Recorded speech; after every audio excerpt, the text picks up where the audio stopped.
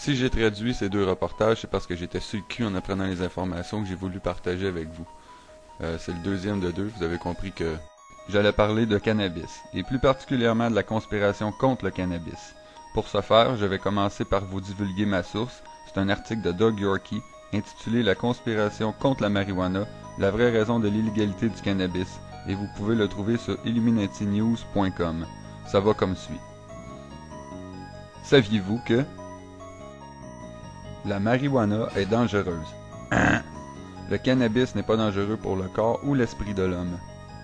Saviez-vous que le cannabis n'est pas une menace pour la société? Saviez-vous que le cannabis est beaucoup plus dangereux pour les compagnies de pétrole, d'alcool, de cigarettes et de produits chimiques?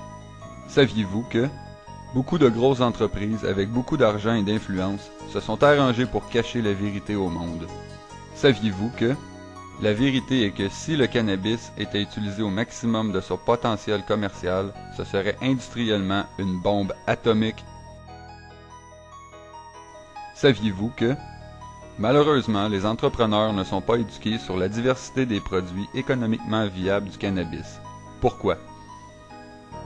Saviez-vous que les super riches ont conspiré afin de mal informer et mentir au sujet d'une plante extrêmement versatile qui, si elle serait utilisée intelligemment, ruinerait leur compagnie?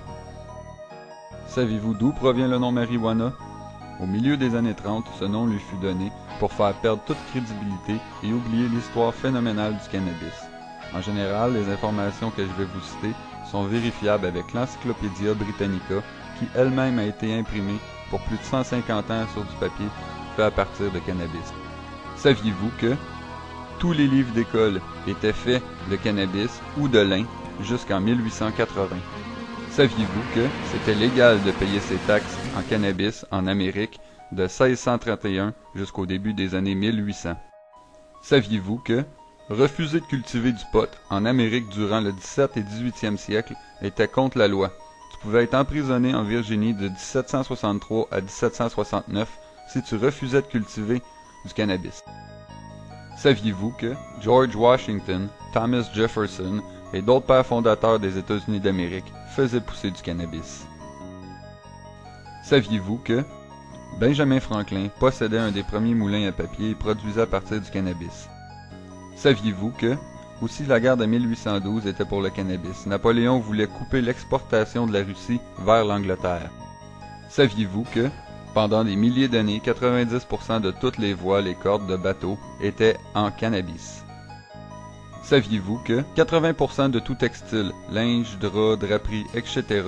était fait de cannabis jusqu'en 1820? Saviez-vous que les premières Bibles, cartes, chartes, même le premier drapeau américain ainsi que la Déclaration d'indépendance et la Constitution américaine étaient faites de cannabis? Saviez-vous que la culture la plus prolifique dans plusieurs États était le cannabis? En 1850, c'était une année record pour l'État du Kentucky avec 40 000 tonnes de cannabis. Le cannabis était la culture la plus prolifique jusqu'au début du 20e siècle. Saviez-vous que les plus vieux écrits connus au sujet de la culture du cannabis datent de 5000 ans avant Jésus-Christ en Chine? Même l'industrialisation du cannabis nous provient probablement de l'ancienne Égypte. Saviez-vous que Rembrandt, Gainsborough, Van Gogh et beaucoup d'autres ont principalement peint sur des toiles de cannabis? Saviez-vous que en 1916, le gouvernement américain prédisait que vers 1940, tout le papier proviendrait du cannabis, comme ça plus besoin de couper d'arbres? Les études gouvernementales démontraient que 1 acre de cannabis égalait à 4,1 acres d'arbres.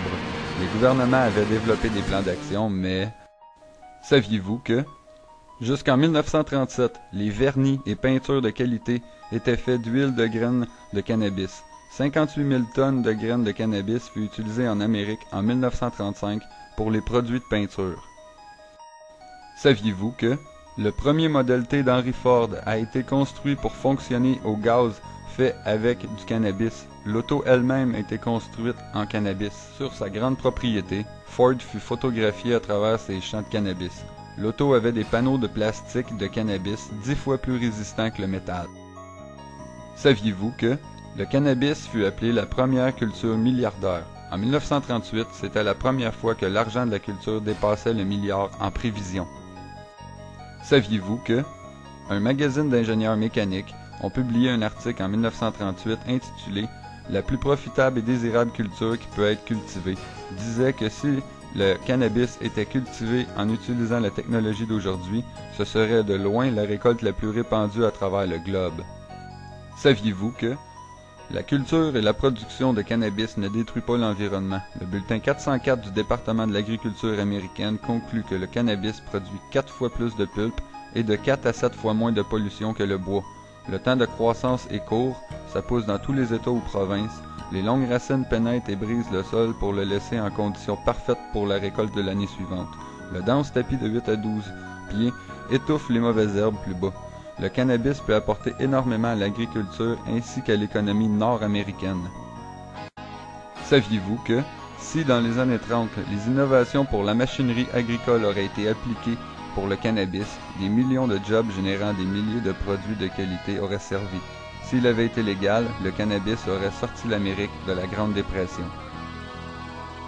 Saviez-vous que celui qui a servi d'inspiration pour le film Citizen Kane, William Randolph Hearst et Hearst Paper Manufacturing, une division de Kimberly-Clark, possédait de vastes étendues de terre à bois. La compagnie Hearst fournissait la plupart des entreprises fabricants de papier. La famille Hearst, destructeur de la nature pour des profits personnels, joua un rôle clé en 1937 dans la discréditation du cannabis par une campagne médiatique menée par l'industrie forestière et pétrolière. Cette campagne aura comme effet l'interdiction de la drogue ainsi que la culture du cannabis aux États-Unis. Cette interdiction aurait profité à Hearst qui avait des intérêts dans la papeterie. Saviez-vous que, en 1937, DuPont a fait breveter les processus pour fabriquer du plastique à partir du pétrole et du charbon. Le rapport annuel de DuPont a invité ses actionnaires à investir dans sa nouvelle division pétrochimique et synthétique. L'industrialisation normale du cannabis aurait ruiné plus de 80% des affaires de DuPont.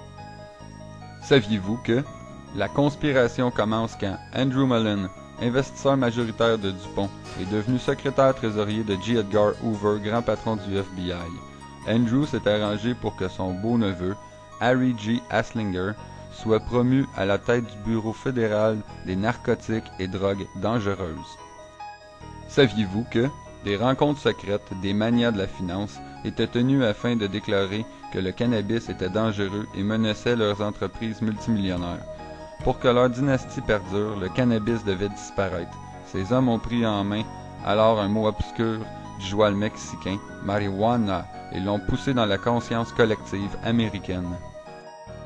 Saviez-vous que, à la fin des années 20 et dans les années 30, les journaux de Hearst titraient en gros titres « Les méfaits et horreurs de la marijuana ». Saviez-vous que des films tels que Reefer Madness en 1936, Marijuana, Assassin of the Youth en 1935 étaient de la propagande pensée par des industrialistes pour créer un ennemi.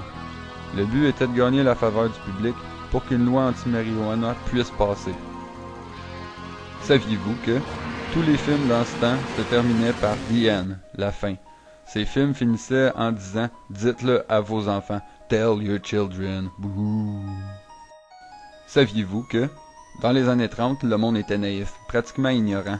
La masse était comme des moutons qui avaient besoin d'être dirigés. Ils se rebellaient pas contre l'autorité. Si c'était dans les journaux ou à la radio, ça devait donc être vrai. Donc, ils ont dit à leurs enfants. Leurs enfants sont devenus les parents des baby boomers. Les baby boomers sont devenus nos parents. Fait que... Saviez-vous que, le 14 avril 1937, le projet de loi contre le cannabis fut déposé et refusé. Le Way and Mean Committee est le seul à pouvoir passer par-dessus les autres comités. Son président, Robert Doughton, s'est assuré que la loi passe au Congrès et est lui-même un supporter de DuPont. Saviez-vous que, en septembre 1937, le cannabis devient illégal, la plante la plus utilisée au monde devient une drogue et notre planète n'a pas arrêté de souffrir depuis. Les forêts tropicales disparaissent, la pollution, les poisons et les produits chimiques tuent la vie. Ces problèmes pourraient être résolus si le cannabis était industrialisé. La biomasse naturelle pourrait subvenir en besoins énergétiques, remplaçant ainsi des combustibles fossiles. Imaginez.